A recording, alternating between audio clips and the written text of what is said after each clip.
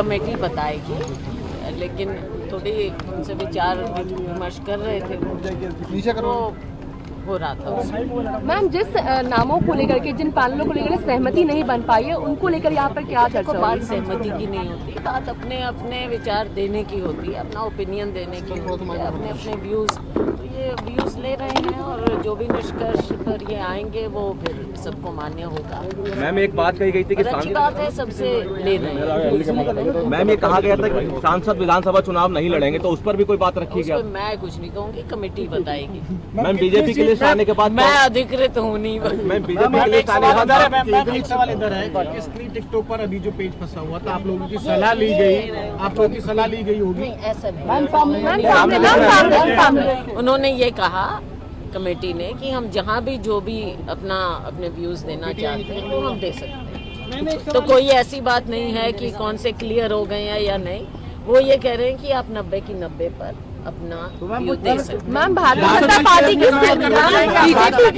हम 66 का जिक्र आ रहा था। मुझे नहीं, उन्होंने हमको ये कहा कि आप जहाँ भी देना चाहें, आप भूल जाइए 66 या 1 या 2, आपको जहाँ अपना व्यू देना है आप दे दीजिए। मैम, बीजेपी की लिस्ट आई है, उसे किस तरीके से आप देखते हैं? बीजेपी की लिस्ट आई है 67 कैंडिडेट्स को लेकर के, किस तरीके से देखते हैं आप? अब देखो, उसमें तो आप देख रहे हैं कि भाजपा की फ्रस्ट्रेशन और भाजपा का जो एक वहाँ पर आप समझ लीजिए कि जैसे जमीन जब बिल्कुल बंजर हो जाती है उस तरह का सामने नजर आ रहा है। इनके पास कैंडिडेट भी ढंग के नहीं है।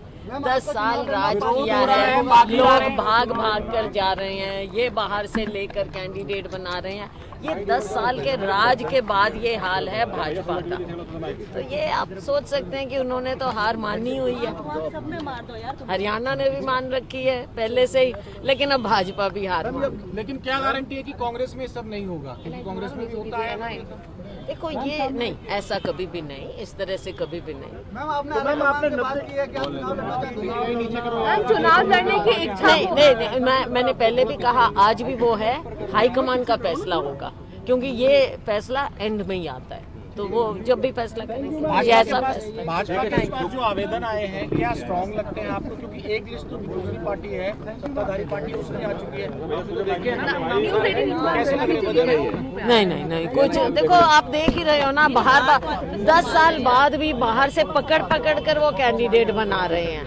तो वो तो सत्ता में रहे ना, क्या कारण है? और आप देख लीजिए, उनके सीनियर नेता भी मिसिंग, और बहुत ही लोगों में साफ दिख रहा है कि ये हताश हो चुके हैं। भाजपा हताश हो चुकी है।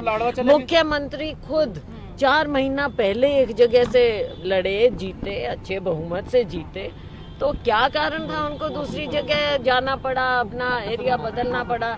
कुछ ना कुछ कमजोरी तो है ना, कुछ ना कुछ। क्या पूरी तरह से कमजोरी है? साफ नजर आ गई है लोगों के सामने। अब ये जग जाहिर बात हो गई है कि भाजपा मैदान छोड़ने लगी है। खुद मुख्यमंत्री ने छोड़ा है और भाजपा मैदान छोड़ रही है। Thank you ma'am.